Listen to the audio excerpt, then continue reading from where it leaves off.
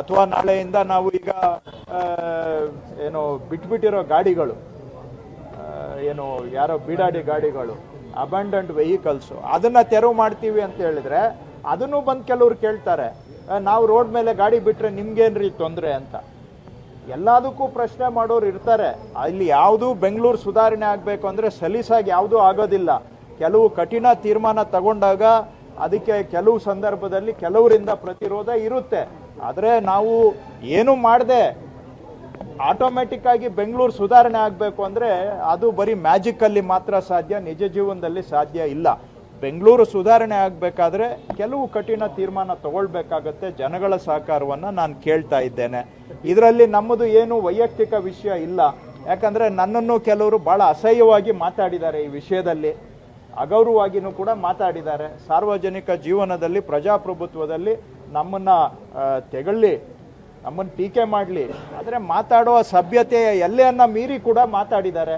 ಆಯಿತು, ಬೆಂಗಳೂರಿನ ಒಳ್ಳೇದಾಗುತ್ತೆ, ಅದಕ್ಕೆ ನಾನು ಬಯಸ್ಕೋಬೇಕು, ನಾನು ಅನ್ಪಾಪ್ಯುಲರ್ ಆಗಬೇಕು, ನಾನು ಜನರಿಂದ ಟೀಕೆಗೆ ಒಳಗಾಗಬೇಕು, ಅದರಿಂದ ಏನೋ ಬೆಂಗಳೂರಿಗೆ ಒಳ್ಳೇದಾಗುತ್ತೆ ಅಂದರೆ ಇರಲಿ, ಆಗಲಿ. ಯಾಕಂದರೆ ಕೊನೆಗೆ ನಾವು ಸಾರ್ವಜನಿಕ ಜೀವನದಲ್ಲಿದ್ದು ಏನೋ ಒಂದು ನಯಾ ಪೈಸಾ ಬೆಂಗಳೂರಿಗೆ ನಾವು ಒಳ್ಳೇದು ಮಾಡಿದರೆ ನಮ್ಮ ಜೀವನ ಸಾರ್ಥಕ ಆಗುತ್ತೆ.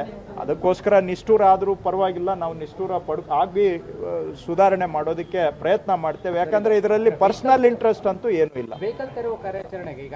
ನಾಳೆ ಮಾತಾಡ್ತೀನಿ, ಭೇಟಿ ಮಾಡೋಣ, ನಾಳೆ ಹೇಳ್ತೀನಿ. ನಾಳೆ ನೀವು ಬನ್ನಿ, ಲೊಕೇಶನ್ ಹೇಳ್ತೀನಿ, ನಾಳೆ ಅದನ್ನು ಹೇಳ. ನಾನು ಈ ಮುಖ್ಯ ರಸ್ತೆಗಳನ್ನು ನಾವು ಗುರಿಯಾಗಿ ಇಟ್ಕೊಂಡಿದ್ದೇವೆ. ಮುಖ್ಯ ರಸ್ತೆಗಳನ್ನು ಇನ್ನೂ ಮುಂದುವರಿತೇವೆ. ಎಷ್ಟು ದಿನ ಆಗುತ್ತೆ ಹೇಳೋಕ್ಕಾಗೋದಿಲ್ಲ. ಇಲ್ಲಿವರೆಗೂ ಒಂದು 430 ಕಿಲೋಮೀಟರ್ ಅಷ್ಟು ಟ್ಯಾಕಲ್ ಮಾಡಿದ್ದೇವೆ. %90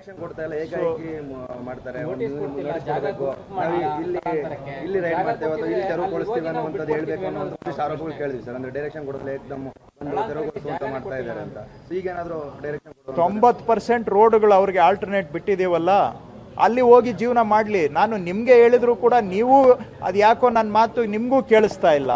ನಾನು ಏನು ಹೇಳ್ತಾ ಇದ್ದೇನೆ, 90% ರೋಡು ನಿಮಗೆ ವ್ಯಾಪಾರ ಮಾಡೋದಕ್ಕೆ ಮುಕ್ತವಾಗಿದೆ. ಅಲ್ಲಿ ಎಲ್ಲಾದರೂ ಸೆಲೆಕ್ಟ್ ಮಾಡ್ಕೊಂಡ್ರು ಮಾಡಿ.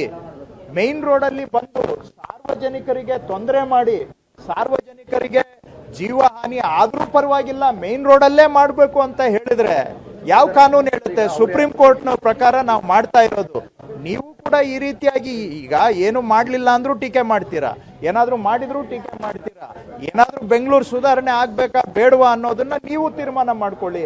ಸರ್ಕಾರ ಏನಾದರೂ ಮಾಡಕ್ ಪ್ರಯತ್ನ ಮಾಡಿದ್ರೆ ಅದರಲ್ಲೂ ಕೂಡ ಈ ರೀತಿಯಾಗಿ ಮಾತಾಡುವಂತಾದ್ರಿಂದ ಬೆಂಗಳೂರಿನ ಹಿತ ಇದರಿಂದ ಸುಧಾರಣೆ ಮಾಡಕ್ ಸಾಧ್ಯನಾ ಅನ್ನುವಂಥದ್ದು ವಿಚಾರ ಮಾಡಬೇಕು.